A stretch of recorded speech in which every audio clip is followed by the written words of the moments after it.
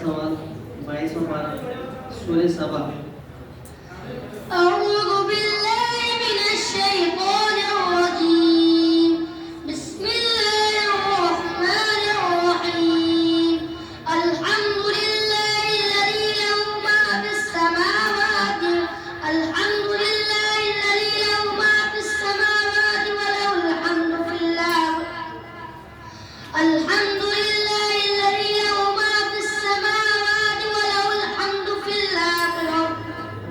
الحمد لله الذي له ما في السماوات وما في الأرض وله الحمد في الآخرة.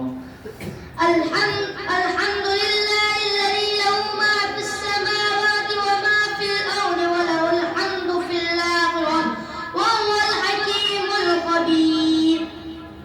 يعلم ما يلج في الأرض وما يخرج منها وما ينزل من السماء وما ينزل من السماء وما يعرج فيها وهو الرحيم الغفور.